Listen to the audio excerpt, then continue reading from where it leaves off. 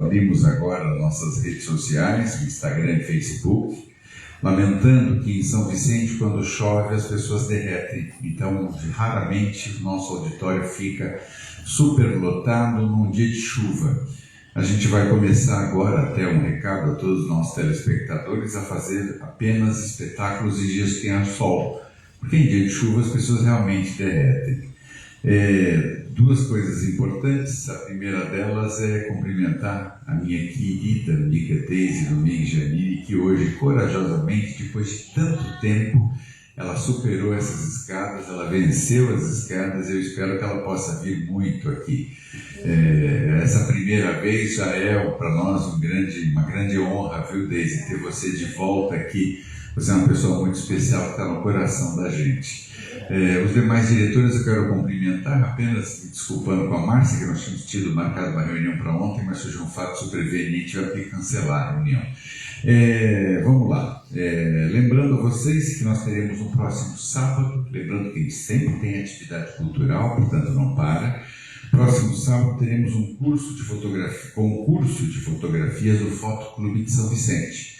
E o concurso vai ter uma exposição de fotos, evidentemente, mas lembrando a quem está em casa e a quem está aqui que nós temos uma exposição da Inês Moretti aqui, que é linda, que é bom dar uma observada, e temos uma exposição de uma outra artista na sala que homenageia a Regina Célia Dias Fernandes, nossa amiga. Monólogo Calixto Vida e Obras. Foi criado há 2 anos pelo artista plástico e diretor de teatro Chico Forlenza. Curiosamente, Chico Forlenza mora em Itanhaém, onde nasceu o grande artista. Lembrando que ele, a maior parte da vida, viveu em São Vicente, São Vincent-sur-Mer, a cidade tão linda. No palco conhecemos o artista Benedito Calixto contando sua própria história desde seu nascimento na pobre vila de Nossa Senhora da Conceição de Itanhaém, de 1850 até o dia da sua morte, em maio de 1927, em São Paulo. Um texto de fácil compreensão, poético, narrativo, emotivo e baseado em fatos reais que recria a trajetória do artista. Portanto, acho bastante interessante que hoje estejamos já podendo aproveitar e usufruir poucos privilegiados que estão aqui. Após a apresentação, o ator, que também é artista plástico e pesquisador de História da Arte do Brasil, apresenta uma breve aula com apoio de projeção audiovisual, mostrando fotos e vídeos das obras do Calixto, fazendo uma análise artística. Seguidamente, será aberto um bate-papo com a plateia para conhecer os pontos de vista do público presente e esclarecer como foi o processo de criação e pesquisa da peça, além de responder às muitas curiosidades do público. Eu falei no dia 13 de setembro, ou sábado que vem, um concurso fotográfico, mas no dia 20 de setembro vamos ter o lançamento do livro de Edgar Siqueira, mais um autor vicentino que mora nessa terra, sendo prestigiado por essa instituição. A todos nós um prazer enorme. Cirilo já acendeu as velas, vai mudar o foco e eu vou sentar ali para assistir com vocês. Obrigado, gente. Cuidado, Cirilo, apaga a luz assim. Faz contra a regra, ele é diretor, cineasta. Não, ele atrapalha a minha. Aí pode ficar aí, não atrapalha. Tem certeza? Pode. Ai, meu Deus. Graças a Deus. Até nutricionista eu ouvi.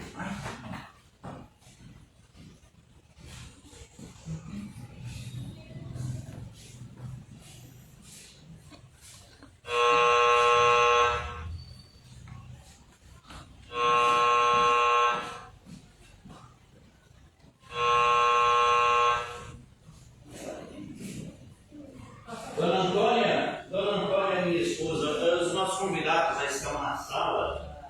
A senhora poderia, por gentileza, encontrar na rádio uma boa música que nós possamos receber os nossos convidados com mais alegria, Dona Antônia? Minha esposa tem tão bom gosto musical. Aí está, Dona Antônia, a melhor música brasileira produzida neste século, Chorinho. E essa eu conheço, Dona Antônia, é Chiquinha Gonzaga, sou grande admirador. Muito obrigado, minha esposa.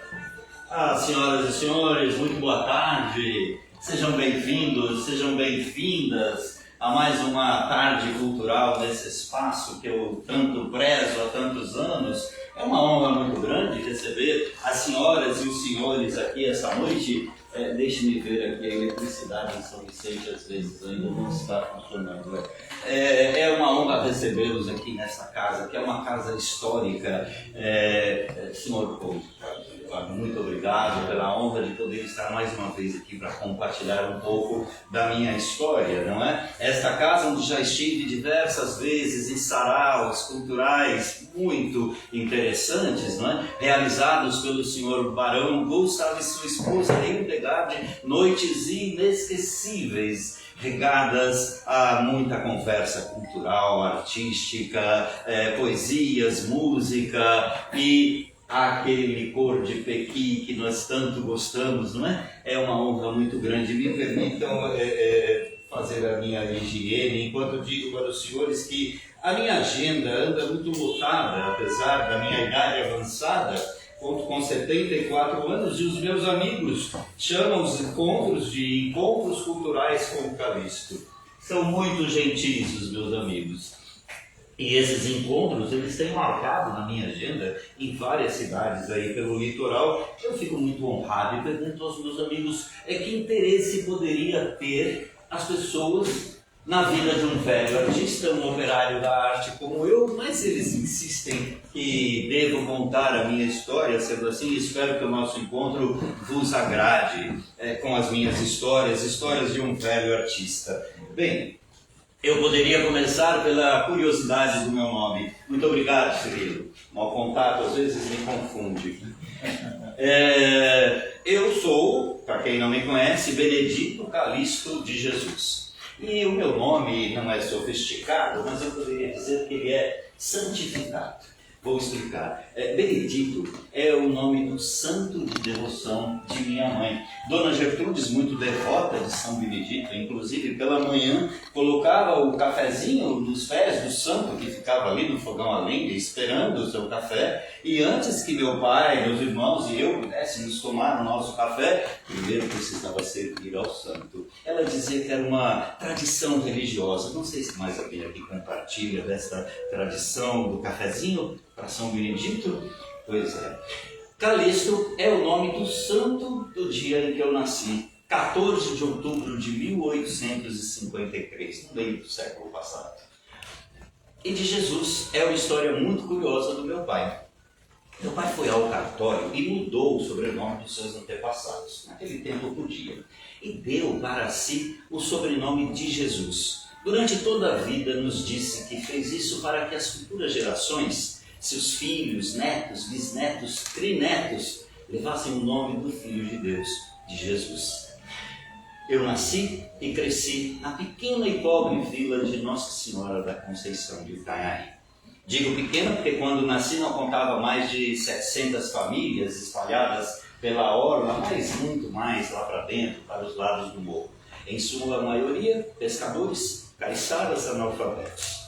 Digo pobre porque a vila estava esquecida no litoral. Enquanto Santos e São Vicente cresciam a olhos vistos, Itanhaém ia ficando abandonada, sem investimento da coroa, sem trabalho para os seus moradores, esquecida, abandonada à própria sorte.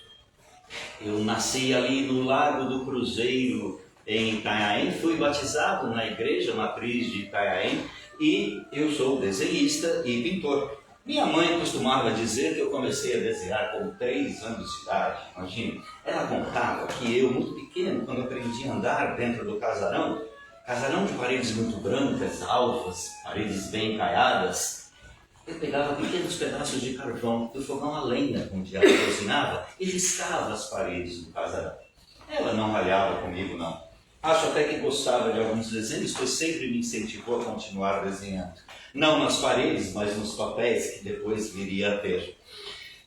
Quando eu já contava com idade suficiente para sair sozinho pela vila, eu subia quase diariamente o morro do Itaguaçu para ir lá no alto do convento. Passar um dia com os religiosos que tinham muita paciência comigo. Eram muito tolerantes, mas eu era um menino curioso. Eu estava ali, eles me davam papéis, pequenos pedaços de carvão do fogão a lenha onde eles cozinhavam. Sentava-me ali no muro de pedras, olhando o mar e desenhando. E às vezes, perguntas inocentes, eu dizia assim: como é que as caravelas atravessaram o oceano e não afundaram se são tão grandes e cheias de gente? Eles achavam curiosas as minhas perguntas. Como é que os jesuítas subiram essa montanha e chegaram para fundar a vila de São Paulo sem serem devorados pelas feras? Eles me contavam e recontavam a história do Brasil. Eu devo a essa fase da minha infância o grande amor que tenho ainda até hoje pela pesquisa histórica. Querem me chamar historiador. Eu não aceito esse título, eu prefiro dizer que sou um pesquisador independente da história. É fato que estudei a história do Brasil, principalmente sob o ponto de vista do nosso litoral sul, onde muita coisa aconteceu e muitos documentos foram perdidos. Por maremotos, por invasões de piratas e outros acontecimentos, mas eu pesquisei em muitas igrejas, cartórios e conventos e escrevi alguns livros sobre a nossa história, como a Vila de Itanhaém, as capitanias paulistas e muitos outros. Faço isso para deixar um legado para as futuras gerações, a fim de que conheçam a nossa história como ela aconteceu e que aventureiros não venham lançar mão querendo contar histórias diferentes daquelas que aconteceram. A minha infância é muito simples, numa vila muito pacata, quase sem nenhuma novidade, mas eu me lembro muito bem. Eu não parei de desenhar, aprendi as primeiras letras e a ler e história, tudo lá no convento com os religiosos, mas com 7 anos de idade. Naquele tempo era muito difícil que viessem religiosos para os serviços na igreja por mais tempo na vila. Os religiosos, digamos, não tinham motivação, incentivo para ficar mais tempo na vila. Assim, quando um padre vinha, só sabíamos que descia o rio de canoa, então todos esperavam as cerimônias na igreja. Aquela manhã, o sino tocava ansioso, chamando a população, e minha mãe me colocava botinas apertadas nos meus pés, meu pai me puxava apressado para não perder a hora da missa. Eu não gostava daquelas botinas apertadas nos meus pés. Menino crescido ali, gostava de estar descalço, espantando as galinhas, fugindo dos cachorros. Mas eu aguentava as botinas apertadas nos meus pés até o final da missa, porque eu entregava para os fiéis alguns desenhos que eu fazia. Com 7 anos de idade, alguns rabiscos, eu dizia que era o retrato das pessoas. Eles achavam curioso, me davam alguns tostões e me chamavam de o pequeno artista da igreja de Itanhaém. O tempo passou, como é da natureza do tempo, e eu crescendo na vida silenciosa que vivia, até que um acontecimento mudou a rotina no nosso casarão. Veio morar conosco o primo de minha mãe e sua família, que eram do interior. Foi quando eu conheci minha prima, Antônia Leopoldina de Araújo, prima de 2º grau. Nutrimos um pelo outro imediatamente um sentimento que chamamos de encantamento. E a nossa amizade encantada durou muitos anos, dura até hoje. Estamos casados e temos 3 filhos. Cizenando, que mora em São Paulo, Pedrina e Fantina. Pedrina é muito boa artista e me ajuda quando preciso fazer quadros muito grandes para os museus e as igrejas. Eu e minha prima Antônia vivíamos aquela amizade encantada pelas dunas de Itanhaém, sentávamos à sombra de uma árvore e olhávamos para o horizonte nos perguntando: será que um dia nós também vamos sair da vila pobre de Itanhaém? Os próximos anos se passaram sem muitas novidades e eu já contava com 18 ou 19 anos. Tinha aprendido todos os ofícios do meu pai, que era marceneiro, carpinteiro, ferreiro. Mas a vila de Itanhaém não tinha dinheiro, ninguém podia comprar os nossos serviços.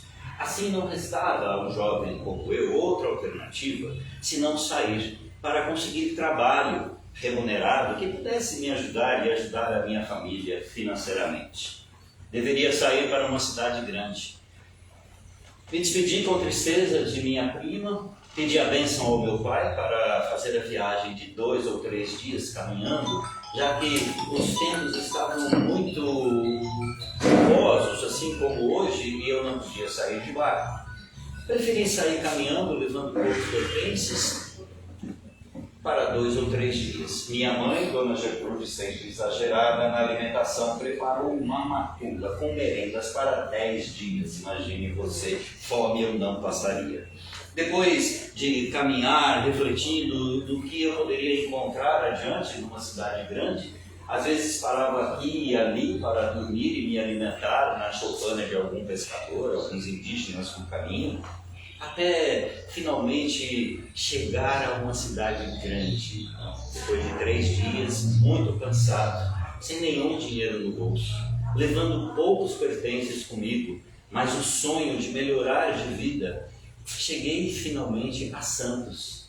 Santos, a grande cidade do litoral, a cidade que crescia a olhos vistos, principalmente motivada pela fortuna que os chamados barões do café investiam na cidade. Eles investiam muito dinheiro na urbanização, na cultura e também, principalmente, no Porto de Santos, local por onde escoava a sua maior riqueza, o café.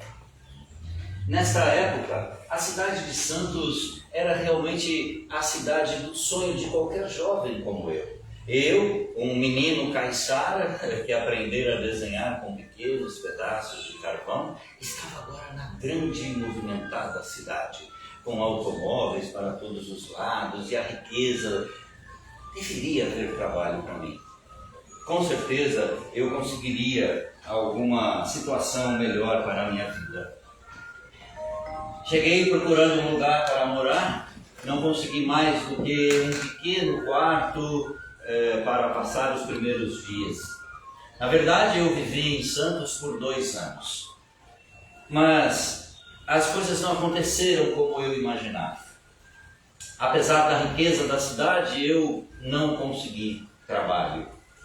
Eu passei muita necessidade. Durante 2 anos eu não conseguia trabalho, a não ser pintar umas pequenas tabuletas comerciais, às vezes um muro de publicidade, ganhando muito mal. Algumas vezes eu não tinha dinheiro para pagar o quarto embolorado onde eu dormia, e às vezes eu não tinha dinheiro para comer. Mas foi quando chegou uma carta do meu irmão João Pedro. Eu tenho essa carta comigo, guardada como uma relíquia, aqui está. João Pedro morava em Brotas nessa época e, sabendo da minha situação, me escreveu. Essa carta mudou para sempre a minha vida. Vou ler para os senhores. Saudações, meu querido e amado irmão Benê. Fiquei muito apreensivo ao ler as suas palavras na última carta que nos escrevestes. Estás passando por grandes dificuldades, vivendo sozinho em Santos. Do meu coração surge o desejo de lhe enviar um convite.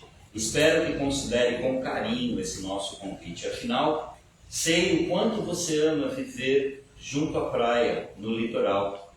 Mas diante dessa situação, convém refletir a possibilidade de passar um tempo aqui em Brotas, onde tenho um ateliê de obras sacras. E você poderia ser meu assistente no ateliê. Aqui em Brotas, vivemos bem com o enriquecimento da cidade, com a produção de café. Você poderia ser meu assistente e desenvolver a sua arte. De coração, espero que você considere esse nosso convite e me escreva informando que resolveu vir morar conosco em Brotas, do seu saudoso irmão João Pedro. Brotas, eu sabia que não tinha as praias que eu tanto amo no interior do estado, mas na situação em que eu estava não me restava outra alternativa senão pegar o primeiro trem com destino a São Paulo. Esse licor de pequi hoje está grosso, Dona Antônia não filtrou. Não tinha dinheiro para o trem, consegui pintar um pequeno painel numa loja, num comércio, e o comerciante comprou minha passagem para embarcar. Viajei então pela primeira vez de trem para São Paulo. Tem alguém aqui de São Paulo que conhece a estação central de trem? Perdoe-me, mas eu vou dizer que na estação eu me surpreendi com a grandeza da cidade, a riqueza, a opulência. Mas me assustei muito com a correria dos paulistanos. Por que correm tantos paulistanos? Para lá e para cá. Ainda hoje, quando visitam o nosso litoral, estão sempre correndo até relaxarem. Eu deixei que eles corressem na estação e embarquei em trens, em baldeações pelo interior. Foi quando me surpreendi com a grandeza da nossa malha ferroviária, que corta todo o estado de São Paulo, unindo as cidades. Podia observar pela janela a mudança do desenho do contorno das montanhas, o verde dos cafezais enchendo os meus olhos e, finalmente, cheio de esperanças, com pouca bagagem, cheguei a Brotas, uma rica cidade, movida pelo café. Fui morar no casarão do meu irmão, com sua família, e ali logo comecei a trabalhar como ajudante na recuperação de obras sacras. Com mais tempo, tintas, pincéis e o conforto da família, eu comecei a pintar pequenos quadros. Eram imagens de santos, os santos de devoção dos meus novos amigos na cidade. E eu lhes presenteava. Eles ficavam muito lisonjeados e agradados do presente, e eu logo fiquei conhecido como o jovem artista de Santos. Até hoje muitas pessoas pensam que eu tivesse nascido em Santos, mas isso se deve ao fato de eu ter trabalhado muitos anos em Santos e ter realizado importantes obras, né, como na Bolsa do Café e muitas igrejas, e ter pintado o corpo de várias maneiras, mas eu sou nascido em Itanhaém. Ali, no interior, comecei a viajar pelas cidades vizinhas. Pintava pequenas capelas nas fazendas. Depois, o retrato dos fazendeiros, suas esposas, seus filhos, e depois as suas fazendas. Viajando por aquelas cidades pelo interior, os anos iam se passando, eu distante de Itanhaém, vendendo, guardando dinheiro. E eu era um artista autodidata, nunca tinha aprendido a desenhar ou a pintar, então gostava de montar o meu ateliê em praça pública e ficar pintando, observando as linhas paralelas, perspectivas, o volume das casas, das igrejas e a luz do sol que muda tudo enquanto estamos pintando um quadro. Mantinha uma correspondência muito intensa com minha prima Antônia em Itanhaém, e era hora de voltar a Itanhaém agora, já um pouco mais reconhecido e com algum dinheiro guardado. Eu confesso, eu tinha pedido minha prima Antônia em casamento por carta. E por carta ela me respondeu afirmativamente e já tinha tomado todas as providências para o casamento. Cheguei a Itanhaém para a cerimônia que aconteceu na igreja matriz, repleta de convidados, parentes, amigos. Do lado de fora, muitos curiosos vieram para o casório.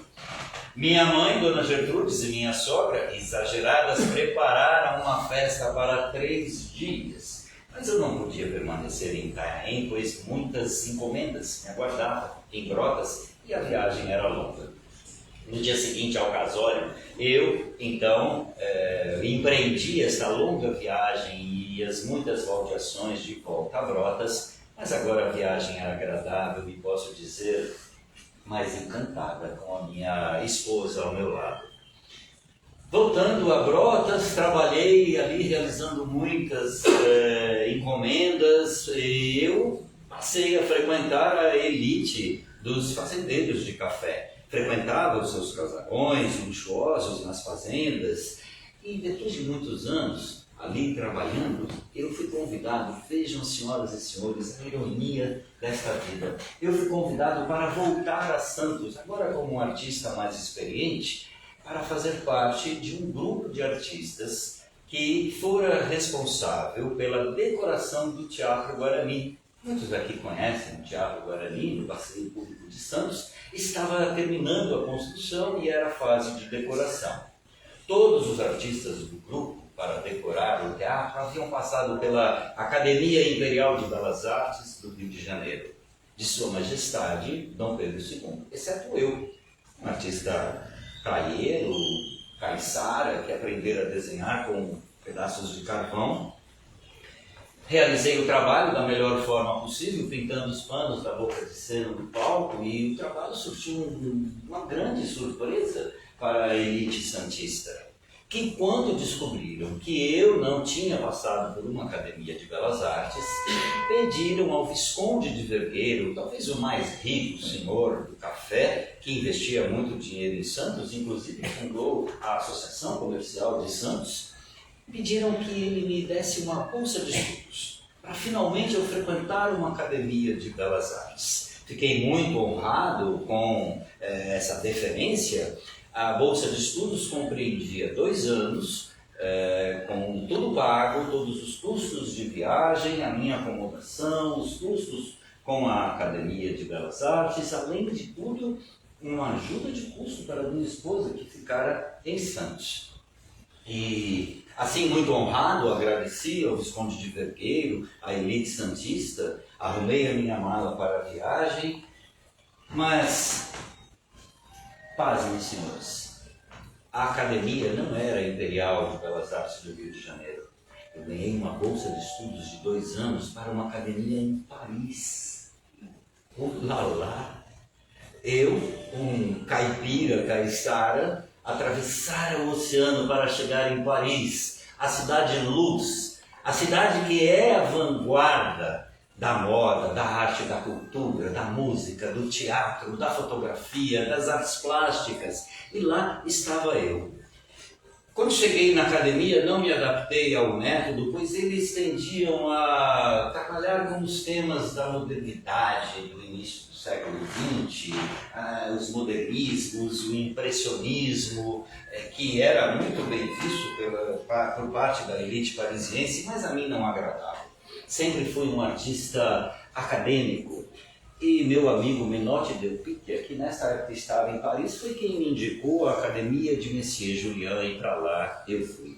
Ali sim, numa metodologia mais acadêmica, eu me senti mais à vontade. Eu não sei se as senhoras e senhores tiveram a oportunidade de ver uma aula de desenho de modelo vivo. Eu nunca tinha visto. Imaginem eu, um homem, pai de família, católico, fervoroso, estava lá na academia e o salão tinha as pranchetas em círculo com os papéis prontos para o desenho. Era a primeira aula, eu não sabia o que ia acontecer. Os grupos estavam separados, homens em uma sala, mulheres em outra sala. Entra um rapaz de meia idade, vestindo roupão, se dirige ao centro do círculo e, para minha surpresa, ele estava nu. Começamos a desenhar com a ordem do professor e imediatamente eu percebi que havia ali um profissionalismo que até então eu não compreendia. Ali eu tive as minhas aulas de anatomia e desenho do corpo humano. Muitos desses desenhos, inclusive, estão expostos na Pinacoteca Benedito Calixto, ali no Boqueirão, em Santos. Há uma sala só com esses desenhos de modelo vivo. Senhores e senhoras podem apreciar. Ali na academia eu convivia com outros artistas, não só artistas plásticos, mas artistas do teatro, da dança, da música, e havia uma fervorosa discussão acadêmica sobre o futuro da arte no século XX.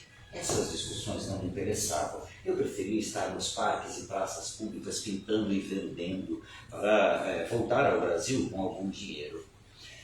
Inscrevi nessa época uma obra no Salão de Belas Artes e fui premiado com o 2º lugar. Eu fiz um autorretrato que chamei de Longe do Lar.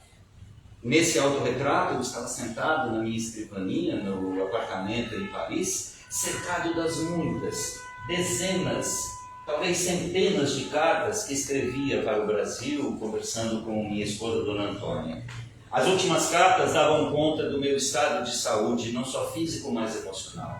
Nos últimos tempos eu me sentia triste, amargurado, desmotivado, desinteressado das aulas na academia, não tinha vontade de sair do meu apartamento. O inverno era rigoroso, eu não me adaptava à alimentação, mal falava francês e as discussões intermináveis não me agradavam.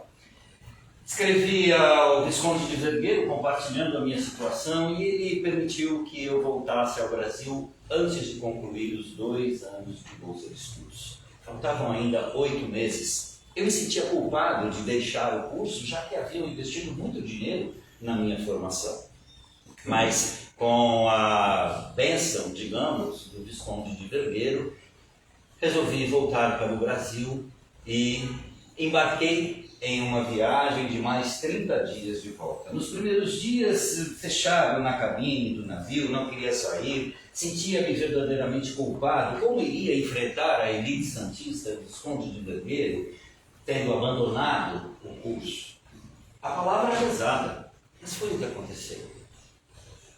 Depois dos primeiros 3 ou 4 dias em alto mar, quando saí e o vento bateu no meu rosto, eu me lembrei que mais dia, menos dia, eu estaria no Brasil. Eu sentia saudades de ouvir o som das ondas do mar, saudades de caminhar com minha esposa de mãos dadas nos finais de tarde de outono, quando o sol brinda de dourado as ondas do mar e os pássaros alvoroçados, esperando algum alimento sobrepor os barcos pesqueiros. Coisas simples assim me faziam falta. Nessa viagem, trouxe 72 obras que eu pintei em Paris, obras essas que expus em galerias em Santos, em São Paulo e outras pelo interior. Também trouxe a máquina fotográfica, máquina com a qual eu trabalho até hoje, pois eu me tornei um amante da fotografia. Assim como sabemos, né, Sua Majestade, Dom Pedro II, a Princesa Isabel, eu também me tornei um amante da fotografia, uso até hoje. No início usava sigilosamente, fotografando paisagens e pessoas para reproduzir nos meus quadros.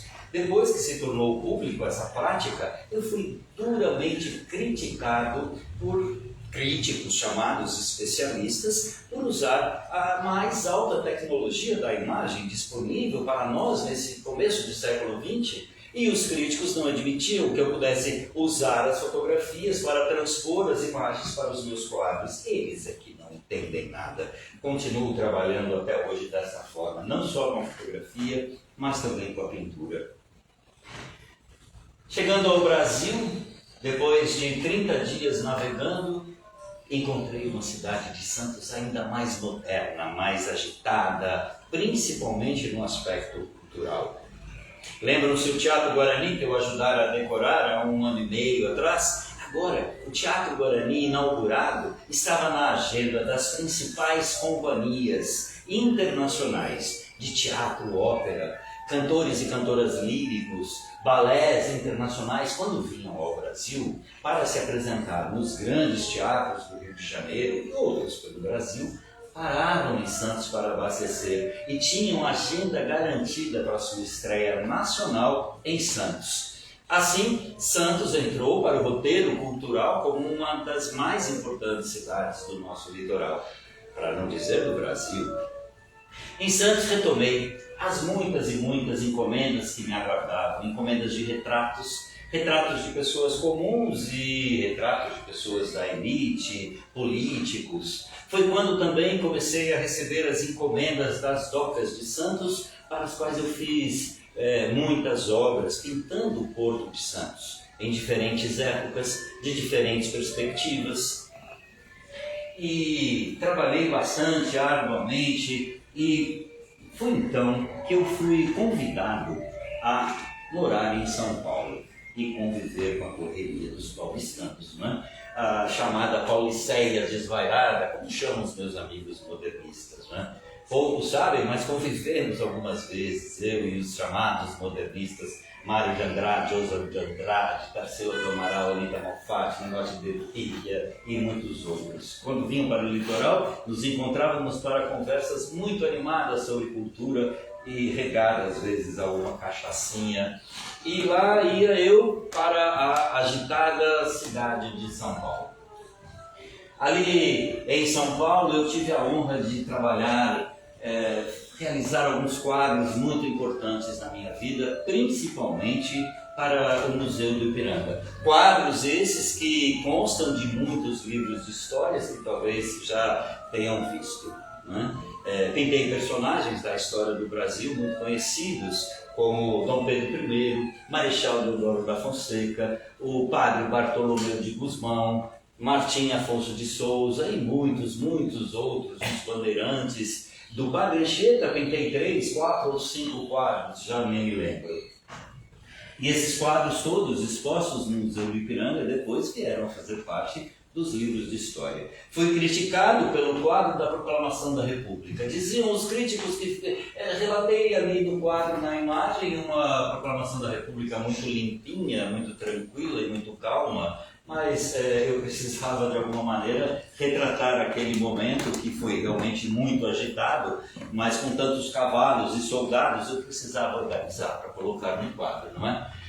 Bem, ali em São Paulo tive a oportunidade também de realizar importantes trabalhos que estão expostos hoje no Museu de Arte Sacra.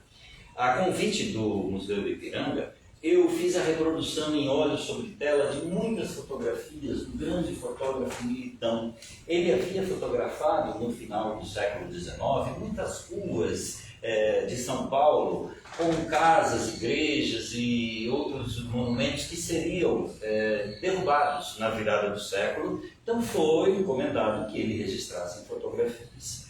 Por alguns erros químicos da revelação, as fotografias estavam se perdendo e eu então fui convidado a reproduzir em telas a óleo. E essas telas podem ser vistas no Museu de Arte Sacra.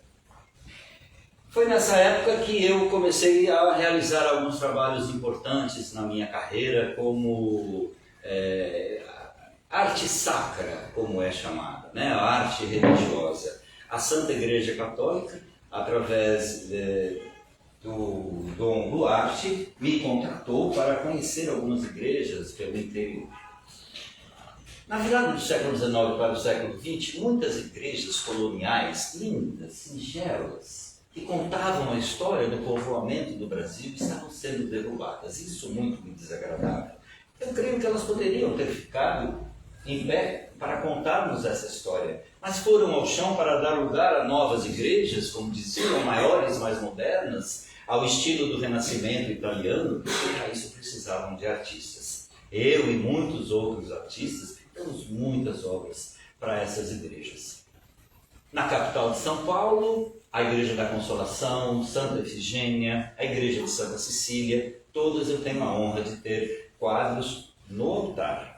E muitas outras pelo interior, né? Cidades que eu nem imaginava, mas esta malha ferroviária maravilhosa me permitiu chegar.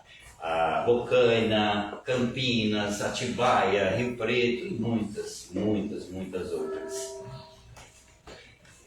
Depois de muitos anos trabalhando em São Paulo, era hora de voltar para o litoral, construir a minha casa aqui em São Vicente, aonde moro até hoje, e com muita alegria neste nosso litoral.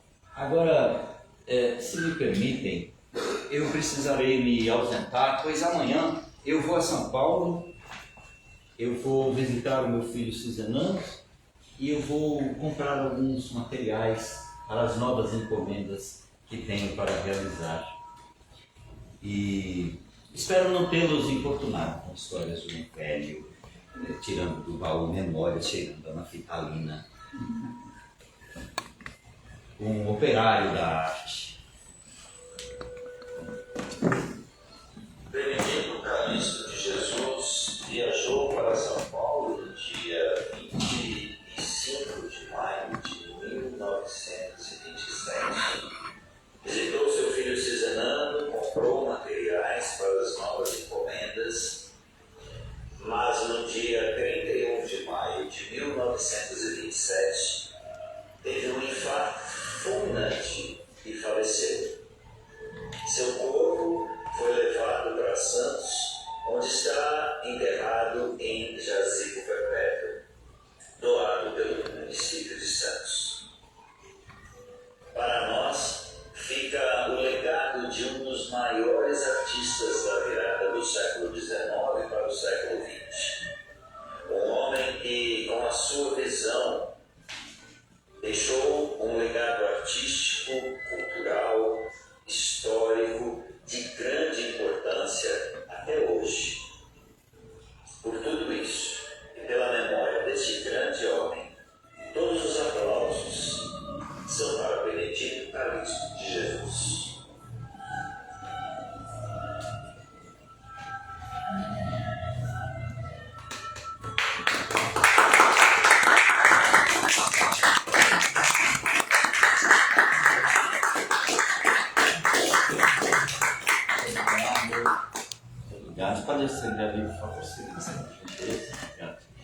Muito obrigado.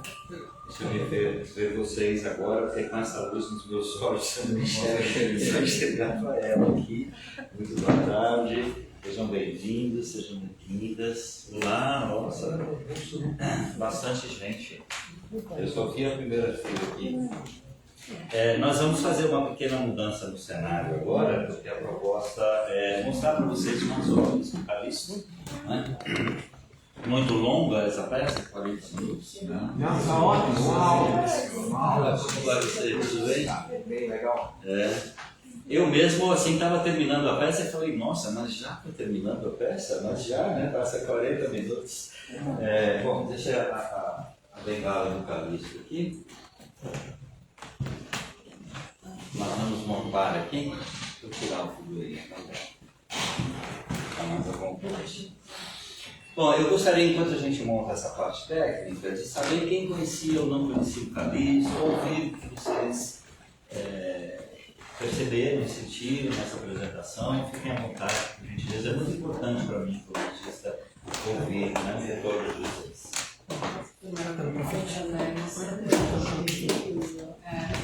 Passou muito rápido.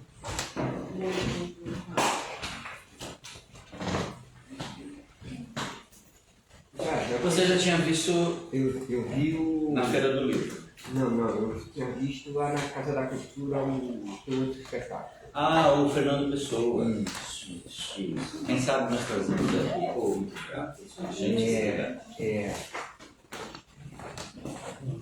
A gente já conhecia um pouquinho da obra do Calixto, mas não conhecia a história do Calixto, né? Pormenores que acrescentam. Você fica conhecendo o artista através de sua obra, mas não os pormenores, né, que vêm em detalhes. Você mencionou o Dom Duarte, né? Dom Duarte Leopoldo, o Dom Duarte Leopoldo da Silva. Sim. Ele era o padrinho praticamente do Benedito Calixto. Benedito Calixto, gente, foi um homem abençoado, porque ele frequentava a elite religiosa, ele frequentava a elite cafeeira, ele frequentava a elite cultural de São Paulo, né? Eu peço as bênçãos para ele, Calixto.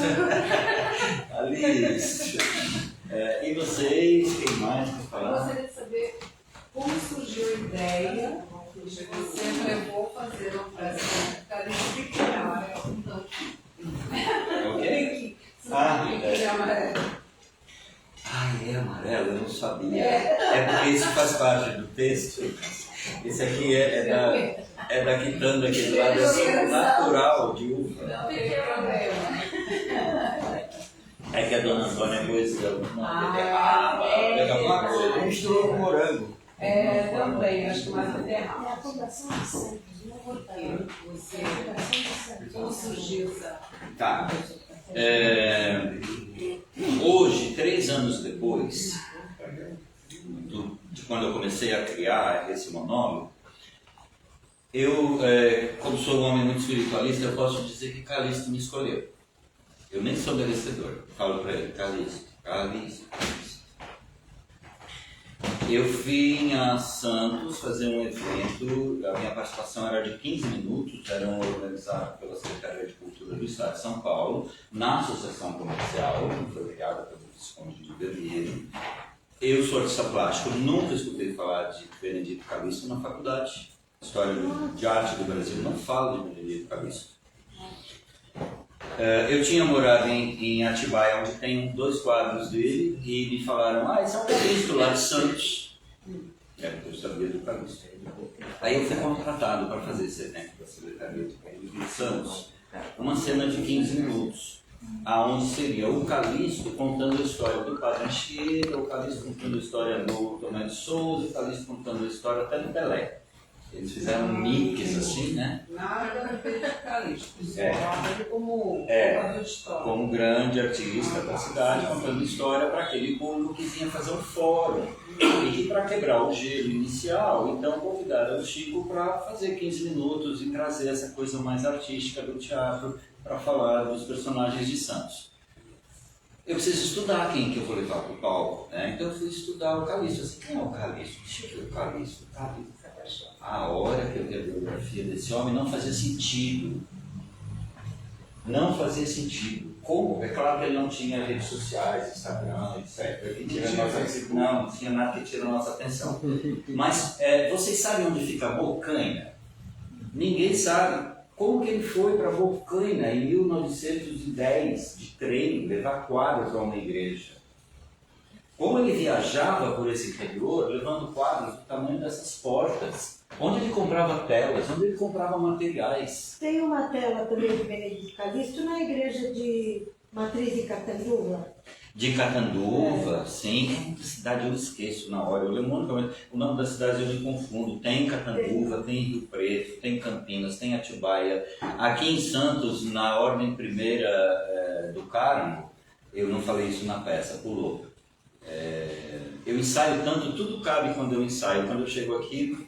Na Bolsa do Café, né? Na Bolsa do Café, aquele tríptico maravilhoso, eu me emocionei. Eu não consegui sair da frente daquele quadro. Fiquei assim, ó. As pessoas pareciam os paulistanos correndo para lá e para cá, né? E eu parado, eu não conseguia sair, porque é muito rico de detalhes. Aquele que está engravado na associação comercial, está engravado na parede. Esse eu não conheço. Está engravado na parede da associação comercial. Logo que ele voltou da França, ele fez ofereceu para vender, está lá engravado. Esse eu não conheço ainda. Esse aqui você conhece? Calixto, Dona Pedrina, Dona Mocinha, o Dona de Moura e Pedrina. Desculpa a minha emoção. A primeira vez que eu pego um quadro. Há 3 mãos esse quadro, faz parte do nosso acervo. Aí a casa de câmara e cadeia. À esquerda, né? Esse prédio grande. Isso, a casa de câmara e cadeia. E aí tinha Pedrina, sempre é uma faca. Calixto e Dona Gertrudes ou de Moura, Dona Mocinha, como se chamava. Esse foi pintado a 3 mãos por eles. Você não quer deixar nas A antiga Câmara, né? De Antiga Câmara e 1729, Cadeia, né? isso. Trabalho, tá?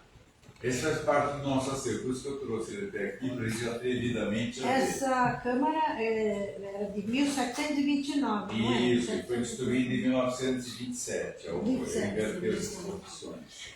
Lucas, pega lá. O que eu não respondi? Então, eu queria saber como é que surgiu, como é que... Então, aí eu fiz esse evento. Agora tem mais um. Esse é a casa do Calixto, pintada por ele, a Olha, Dona Mocinha, Dona Gertrudes e Pedrina. É onde tem hoje o edifício Benedito Calixto. Onde tem o prédio, Não é? na esquina Prédio, do Boulevard Uma Marcel. tristeza saber que foi demolida, né? Foi tudo. Uma tristeza. Aliás, São Vicente foi demolida. E também a casa dele não tem. Meu, Querem me convencer que o sobrado que tem lá é onde ele nasceu. Eu digo, gente, se isso aí fosse a casa do Calixto, ela estava tombada por um histórico. Todo mundo saberia. Não existe a casa dele. esses 2 quadros nos foram entregues pela família Orno de Moura. Quem tinha o Família domínio importante deles, da quem tinha o cidade. domínio deles era Jaime Orno de Moura. Ele nos entregou a 3 mãos os quadros. E aí, respondendo a pergunta, foi isso. Fui fazer esse evento, quando eu vi a biografia dele, não batia. Como que ele está um ano em Santos, outro ano ele está em Bocaina, outro ano... Ele ganhou prêmio em Manaus. Ele ganhou prêmio nos Estados Unidos, em Santos Luís. Ele foi para o Espírito Santo. Nada disso dá tempo de contar na peça, porque é muita coisa. Muita coisa. E ganhou uma bolsa de estudos de 2 anos na França. Você se apaixonou pela história Nossa. e a partir daí você... Apaixonado pela Mas você história. fez esse evento de que falava do Pelé, Eu fiz e fui embora para casa, mas o Calixto não saiu mais. Aí eu comecei a estudar. Eu tive contato com uma professora, ela é mestre especialista em Benedito Calixto. Então, muito eu aprendi, né, com ela, com as orientações que ela me deu de pesquisa, porque tem muita bobagem na internet, muito copia e cola. Um dia uma pessoa falou para mim, a mulher do Calixto perdeu muitos filhos, né? Eu disse, oi? Eu não li isso em lugar nenhum que ela tivesse perdido nenhum filho. Uma vez um outro rapaz falou assim, é curioso que o Calixto era negro. Eu falei, muito curioso, prefiro não discutir, ficar em paz, entendeu? Né? Então, assim, tem muita bobagem na internet, a gente precisa ser muito cuidadoso, especialmente porque eu não sei quem de vocês aqui é especialista em história. Por exemplo, eu não corri o risco de falar da contribuição do Calixto para o Instituto Histórico Geográfico de Santos, São Paulo, porque eu nem sei, nem me aprofundei na contribuição dele. Se quiser falar, se tem alguma coisa, porque eu pesquisei que ele não pertenceu ao Instituto de São Vicente. Não, mas frequentava esta casa. Isso. No tempo da baronesa Pitzelwitz, quem o trouxe foi exatamente o menor que eu fiz. Isso. Ele era um homem muito alto para o seu tempo, né? Esse cabelo, o neto dele escreve num livro que tem na Pinacoteca, dizendo que o avô dele dizia que o cabelo dele era desobediente ao pente. Como o meu também sempre foi, achei que estava bem casado, né, para o personagem. Mas ele é muito versátil, né? Porque ele tinha várias atividades artísticas, né? Além de pintura, fotografia, inclusive o monumento ali na Praça Exato. 22 de Janeiro foi projetado por ele. Eu tive a honra de ver essa planta lá Maravilha, né? na casa do Machado Souza. A historiadora lá, não lembro o nome dela na época, colocou, quando ela viu a minha paixão, né? Ela pôs na mesa assim, um mapa do Calixto. É uma relíquia, né? Para mim aquilo tem uma emanação indescritível. Ele não era arqueólogo, mas ele descobriu 10 sítios arqueológicos de Sambaquis, entre Peruíbe e Itanhaém, e foi mapeado, localizado no mapa. Ele fez vários mapas de Santos, São Vicente. Ele acompanhou a urbanização de São Vicente, né? Com como era o nome dele, agora o urbanista, me esqueci. Mas eu li que ele acompanhou os trabalhos. Astrônomo, eu não contei isso na peça. Ele era astrônomo amador, ele tinha um telescópio profissional que ele levava para a pobre vila de Itanhaém, colocava na porta do gabinete de leitura que ele fundara, né, está lá até hoje, e chamava as pessoas analfabetas para vir olhar o espaço. Não é genial isso? Completa. Né? E de canoa, como que chegar em Itanhaém se não tem estrada, não tem terra, não tem trilha? Porque a biografia fala assim, Calixto chega em Santos com 18 anos. Eu falo, ok. E como que ele chegou em Santos? Se não tem estrada, não tem trilha, é só duna. Não dá para ir de canoa, não tem barco a motor. Então eu criei, que ele foi caminhando, né? Pesquisei quanto tempo duraria. As paradas. Para dormir, para se alimentar. Né? Aí a biografia diz assim, Calixto passa 2 anos em Santos e muda para Brotas. Ok. O que aconteceu com ele em Santos? Durante 2 anos, sozinho. Né? Tem alguma informação que eu localizei que ele não conseguia dinheiro e que ele foi para Brotas. Então a carta do irmão é uma liberdade poética que eu dei a peça dramaturgia para dizer que o irmão ficou sabendo da situação porque é verossímil. Pô, meu irmão, você não está bem aí, vem aqui para nossa casa, né? E aí ele vai, pega o trem, chega lá e vai ajudar o irmão, né? Então, muitos elementos aqui são da história do Calixto pontuais e muitos são da criação da dramaturgia, né? Que ele passou 30 dias voltando no navio, deprimido. Eu fiquei imaginando, porque eu me sentiria muito mal. Imagina você ganhar uma bolsa de 2 anos, a fortuna que a elite de Santos deu e os fontes deu, e com 1 ano e 4 meses ele fala, não vou ficar mais aqui. Como assim? Não é uma decisão fácil, né? Não é uma decisão fácil. Então eu imaginei esse estado emocional dele, de saudade da família, de saudade do Brasil, de não se adaptar ao clima, ele é um homem tropical. Né? Então tudo isso são elementos da dramaturgia que eu fui criando para dar vida àquela biografia tão, né? Assim. Bem, O seu cadarço. Desculpa, é coisa de professor, tá? Senão você vai acabar caindo. E o tomo do Calixto aqui vai ficar muito famoso. Pois é. Acho que é melhor não, gente, né? eu amei esse cenário. Se eu pudesse levar esse cenário comigo, Ficou muito bom. eu amei esse cenário. Se eu pudesse levar comigo esse tapete, essa poltrona. Bem, vamos lá. Eu gostaria de mostrar para vocês alguns quadros. Talvez o vídeo, um vídeo, né? Com vários quadros. Em alguns momentos, às vezes fica um pouco longo, mas estão na Pinacoteca Benedito Calixto. Quem não conhece, precisa conhecer. Banca de Peixe e Mercado das Canoas, o nome é óbvio, né? Talvez a gente pudesse apagar uma luz aqui dessa sala. Vamos ver. Se bem que dá para ver bem, gente.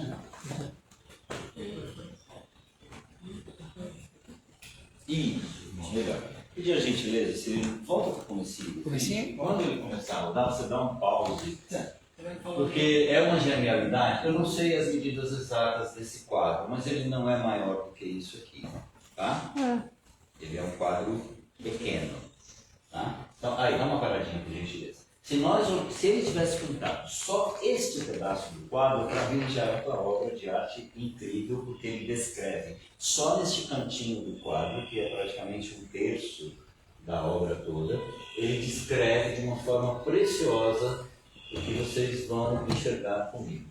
No primeiro plano, ele coloca apenas a ponta de um barco muito grande. E qual é a narrativa do artista aqui? Vocês estão em um porto que não é só de barquinhos e canoas, é de barcos muito grandes. Por que ele põe em primeiro plano? Onde você acha que está na próxima? Talvez solta um pouquinho por gentileza. Aqui, isso. Aqui tem as cordas do barco, né? Tá bom, obrigado. Aí as canoas, né? A beira d'água muito suja, porque aqui caem as frutas, caem os legumes, caem as caixas, né? E muita gente, pode soltar agora, deixa aqui. Muita gente no mercado, um mercado muito grande, muito movimentado, é uma narrativa muito precisa. Olha quanta gente, quanta coisa aqui embaixo. Além do telhado enorme do mercado, as lonas indicam que era pequeno e ainda precisa ter extensão para fora do telhado para tantas tendas. E muitas pessoas, muitos barcos, pescadores, comerciantes, né? A arquitetura, né? Ele vai sempre nos trazer uma narrativa da arquitetura local com muita precisão. As pessoas veio da arte também conta a história do desenvolvimento. Aqui, ó, esse barco é um barco de pescador e tem um pescador aqui. Mesmo. E a gente vai ver em outros quadros que o Calixto não define as pessoas. Elas são sugeridas pelo contraste de luz e sombra. Técnica precisa que ele trouxe naturalmente de Paris. Olha a bagunça desse pedaço de canto de água, de barranco, né? Aqui. E as pessoas todas lá. Vamos ver o que mais nós temos nesse quadro, esse panorama maravilhoso. A arquitetura, tem um poço aqui, muita gente circulando. Eu acredito que ele tirou muita gente daqui, devia ter mais gente. Ele vai sempre nos mostrar os detalhes das igrejas, as pinceladas pesadas, as pinceladas com bastante carregadas de tinta, né, para mostrar essa textura dessas paredes. Os objetos todos, né, os tonéis, os baús, o querido vovô. Aqui, eu não tenho o nome desse quadro, mas ele é belíssimo, pois a gente pode ver como o Calixto trata a luz e sombra nos seus quadros, né? Ele faz questão de enfatizar e nos mostrar qual é a hora do dia em que ele está trabalhando. Pinceladas carregadas, né? Aqui eu acho que a câmera vai buscar a assinatura dele ali no cantinho. E essa sobreposição de cores, de tonalidades, né? O trabalho preciso do telhado e a paisagem também. Calixto nos mostra sempre com muita fidelidade como é a paisagem do local que ele está representando. Ele trabalha, né? Está vendo a luz aqui, né? Com os brancos, ressaltando a intensidade dessa luz do litoral.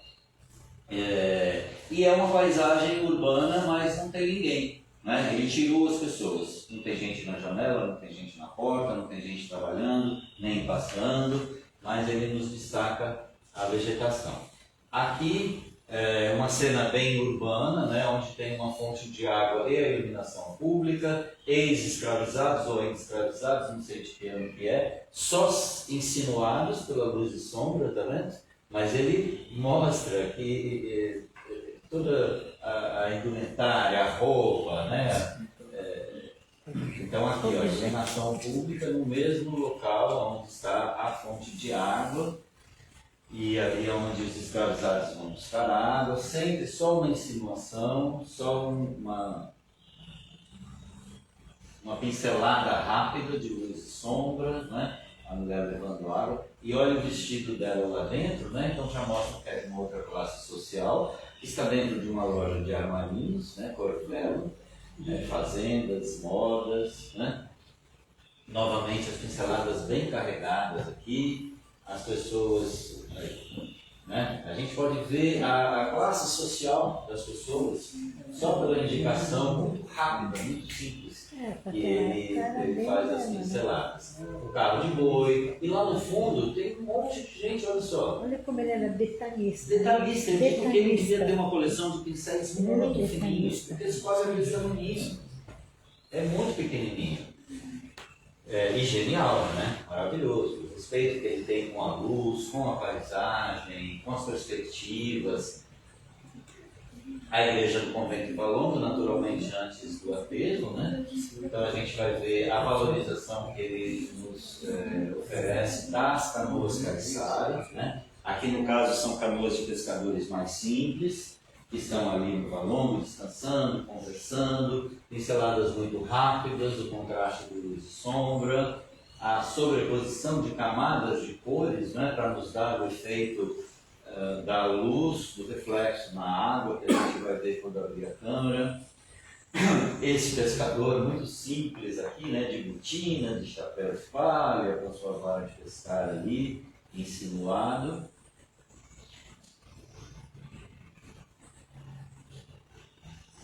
E ali a igreja, né, com toda a sua beleza arquitetônica, com todos os detalhes, e ele vai colocar outros personagens aqui, né?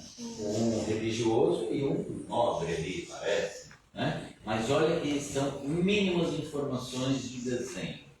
São pinceladas de luz e olha, marrom e amarelo, resolveu. Verde e branco, resolveu. E depois todo esse detalhamento, ele vai se dedicar mais para nos mostrar toda essa decoração, né? Isso tem nome, né? Não sei se essas são as platibandas, e também a iluminação. Olha o trabalho de sombra nessa arte, olha o trabalho precioso disso aqui, né? Onde ele nos mostra esse reflexo daquela construção aqui na água. E como artista plástico que sou, cada vez mais apaixonado, né? Porque eu não sou acadêmico. Aqui, essa é a casa de câmara, né? 1697, é isso? Esse ano. Eu acho fantástico nesse quadro que essa parede da frente, né? Aqui a câmera está bem próxima, mostrando a diversidade de tintas que ele colocou, mas como ele mostra que é uma parede envelhecida, que já tem várias camadas de tinta, né? E ela tem até esse esverdeado, que a gente não sabe se é de um musgo ao longo do tempo. As pessoas são insinuadas, parece até agora que eu vi que ele tem uma barba ali, né? E lá atrás a igreja da Ordem Primeira do Carmo, né? E é muito interessante porque ele coloca em primeiro plano a casa de câmara e cadeia e a igreja, que é uma obra monumental, arquitetônica, é só a torre.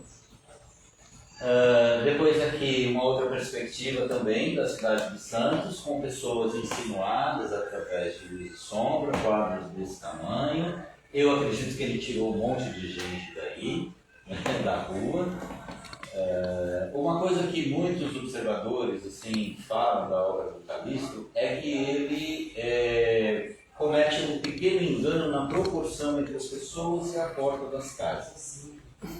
E a gente vai poder observar isso. Às vezes as pessoas são muito menores do que a porta da casa, né? Que não é tão alta assim. Mas isso é um detalhe, não diminui em absoluto a genialidade, a grandeza do artista, né? Olha como ele define muito bem, poucas pinceladas, né?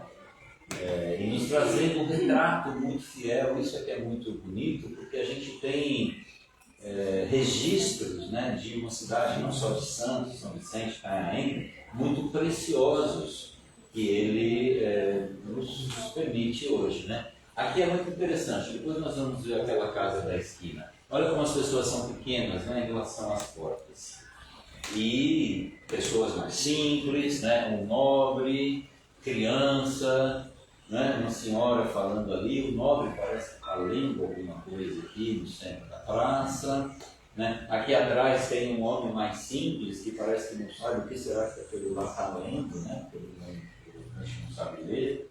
E as pessoas tendo a sua rotina, o seu dia a dia aí pela rua, uma perspectiva muito interessante, porque parece que ele está aqui no alto, gente. Como é que ele faz essa perspectiva? Né?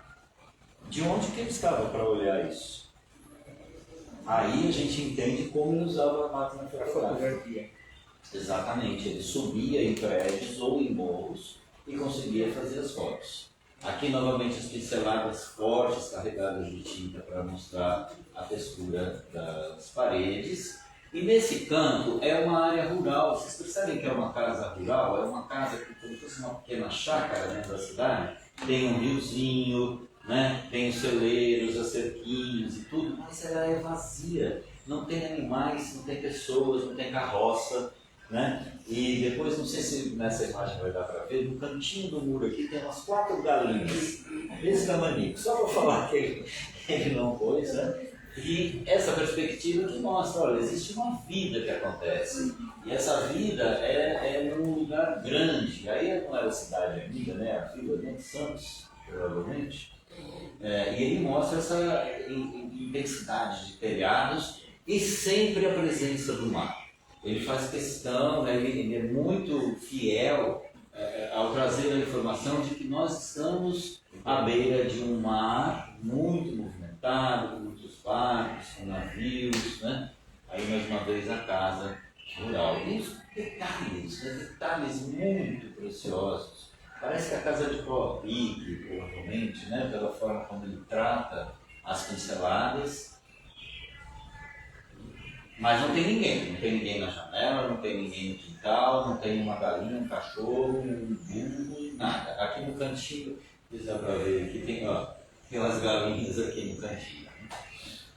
A Matriz de Santos, vocês devem conhecer mais do que eu não conheço muito bem, mas aqui a gente destaca essa visão do oceano, onde coloca os barcos. Né?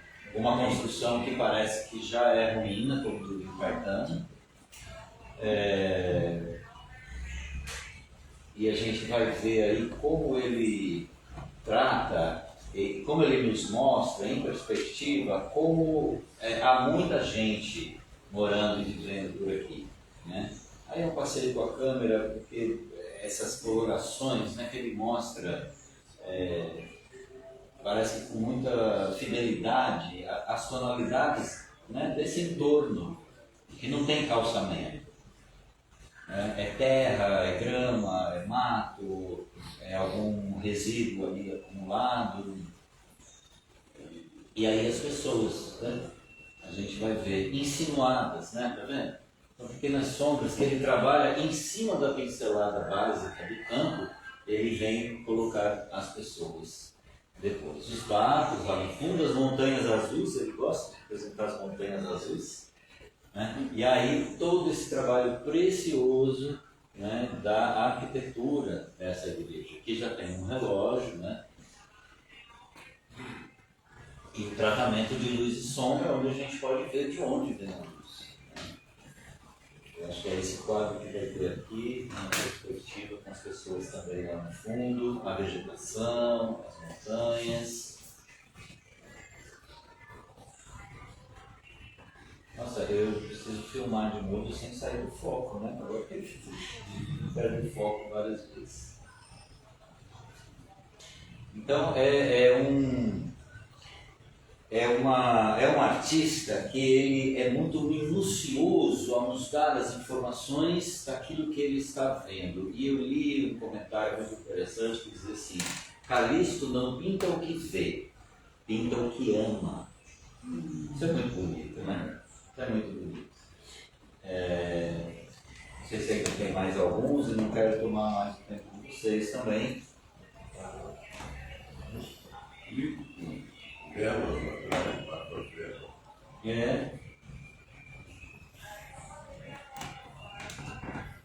Qual que é o O que próximo? impressiona é como ele era detalhista. Gente, estava vendo agora a janela quebrada ali, você viu?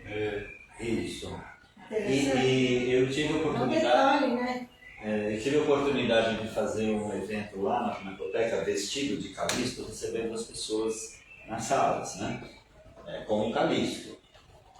Então, olha, esse é maravilhoso. Isso aqui é Santos Antiga, né? Ele imagina como que ele assim, os Santos, né? Ele tem uma indicação de onde foi que ele subiu num morro, lá não me lembro agora, para pintar, naturalmente para fotografar, depois pintar, né? E a gente vai poder ver uma perspectiva mais ampla, né, de como ele nos conta os detalhes de Santos. A gente vai ver os primeiros canais ainda originais, né, pequenas travessias ali, casas muito pequenas, espalhadas, e a zona rural muito próxima, né, quase que se confunde com a Santos original. Mas sempre muitos barcos, e dentro dos barcos os detalhes. Acho que agora a câmera vai lá um pouquinho, vai achar a assinatura dele.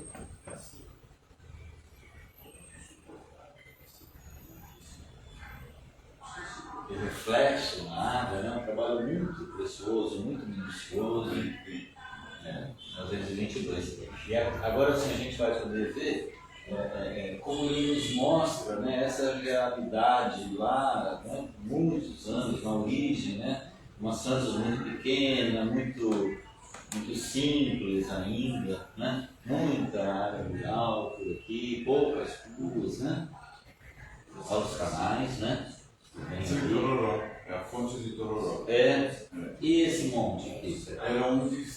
Era Santa Casa. Sim. E olha, esse trabalho de morro parece uma fotografia, isso. Parece belíssimo.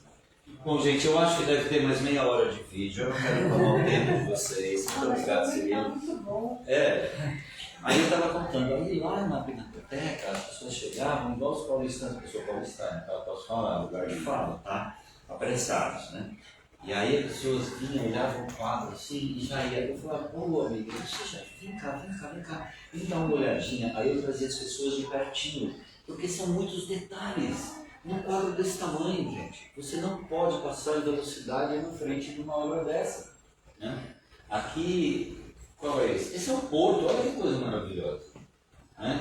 Ele nos dá todos os detalhes. Olha as pessoas na varanda, né? Aqui, pessoas andando para lá e para cá, as carroças, as madeiras que vão embarcar ou chegar, provavelmente vão embarcar, as pequenas canoas de apoio. Depois a gente vai ver ali as locomotivas que desde muito cedo, né, dão apoio ao porto, e os navios imensos. Esses detalhes, Muito história, rico. né? Ele precisa pôr esse barquinho aqui, gente. Que falta faz esse barquinho no quadro? Ele põe, ele conta, tem barquinho, arrendo, que vai dar apoio para os navios internacionais, né? Mais lá para o fundo. E todos em trapiche. Que o porto Todo- era fundo, era trapiche. Provavelmente esses barquinhos eram as mercadorias que vinham recebidas por carroça e eu Isso, era toda uma logística ali para o barco chegar no navio, voltar do navio, andar pelos trapiches com os animais e tudo isso, né? Só que é tudo muito limpinho, né? E até com pouca gente, você vê. Provavelmente isso vai ser muito mais movimentado, de trabalhadores, né? Marinheiros, né? Bom, Cirilo, obrigado. Acho que senão eu fico aqui até meio apaixonado por falar isso. Valeu, Chico. Então eu sugiro que vocês conheçam a Pinacoteca Benedito Calixto Jesus. Podem devagarinho, vai sem pressa, vai olhar um por um mesmo, assim, é precioso. Eu olho os quadros, eu sou pintor, eu sei que ele devia ter muitos pincéis pequenininhos para pintar. Porque o pincel fininho, ele se desgasta muito rápido. Porque ele tem pouco pelinho e logo você pintou, obrigado. Logo você pintou, ele já vai, né, se desgastando. Não dá tempo de mostrar a obra sacra dele, né? Por muitos e muitos quadros de obras sacras. Lá na Pinacoteca tem uma obra uma sala das obras religiosas.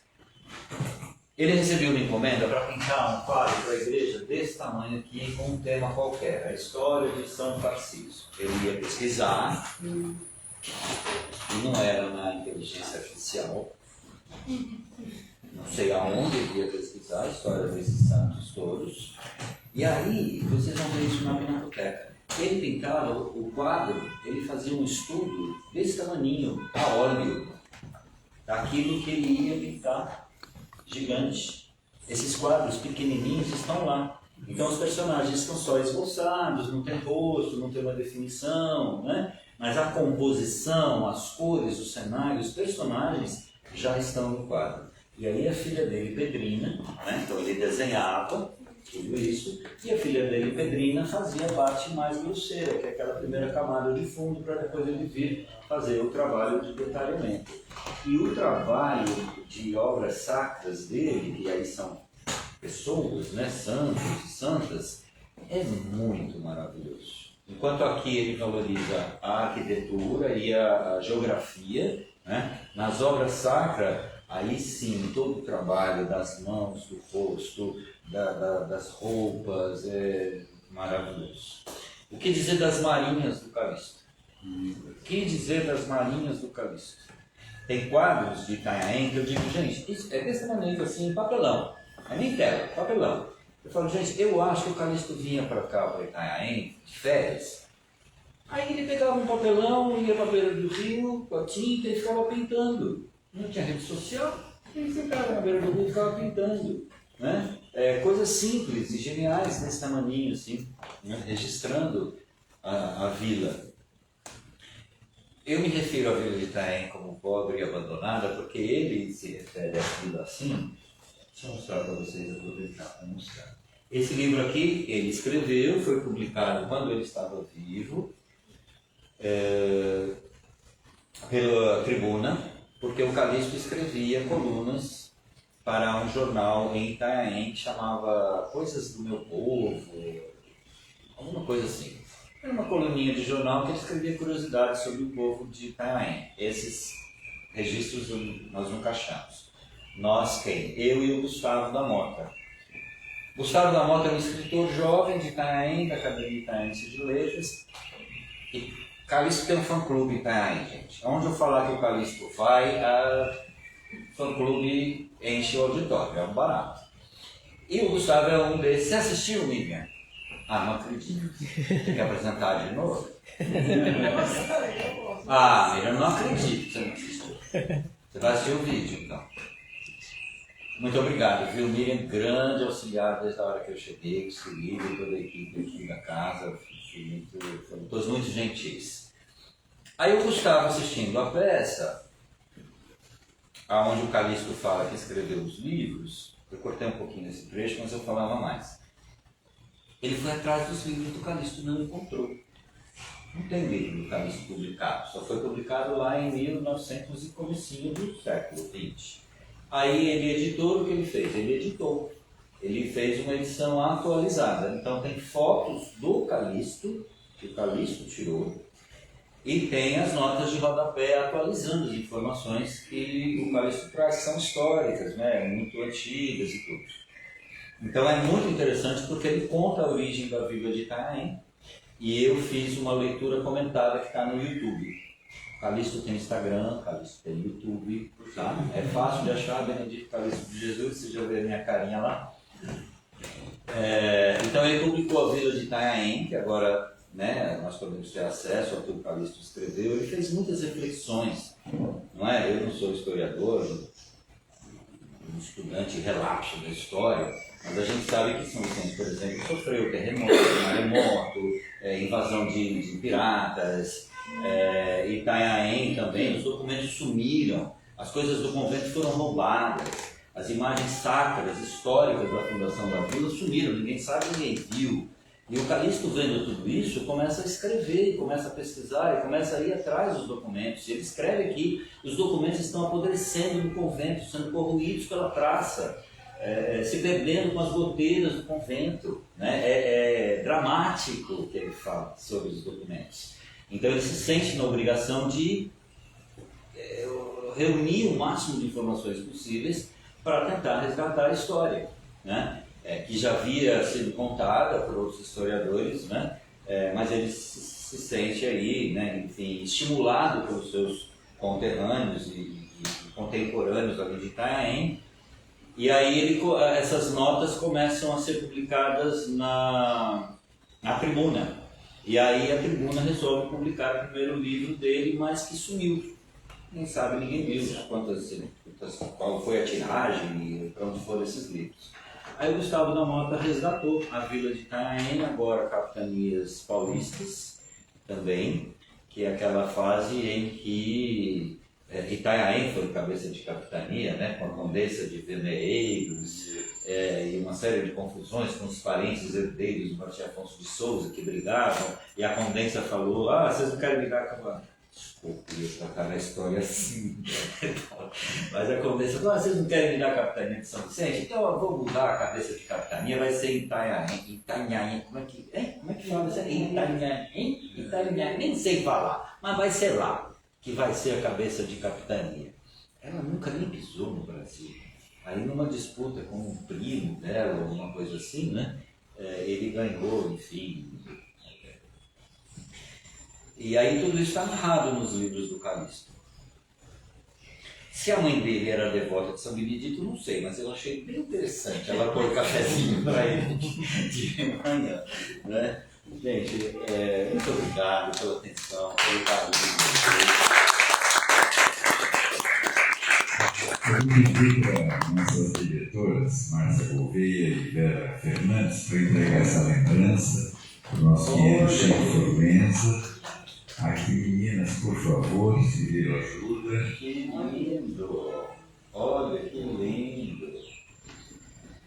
Vou pedir para o nosso querido Constantino, por favor, junto com o nosso Indalécio. Indalécio, por favor, você que é conselheiro aqui da casa, para entregar o Fazendo Arte para o Chico Formenza. As meninas entregam a lembrança e os dois entregam um certificado da casa para você não esquecer mais. Absolutamente.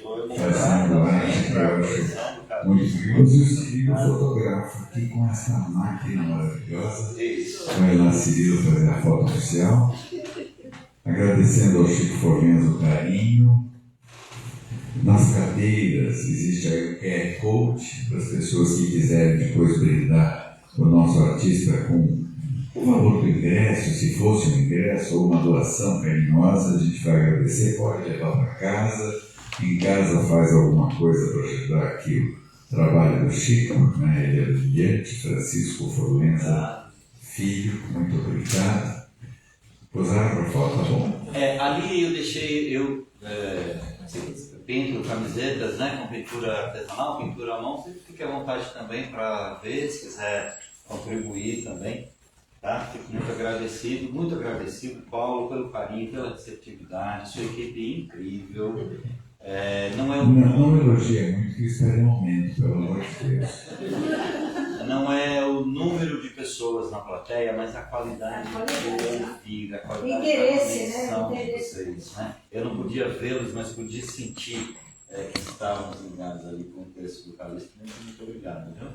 Parabéns. Obrigada a você. Obrigado. Sigam o perfil do Calixto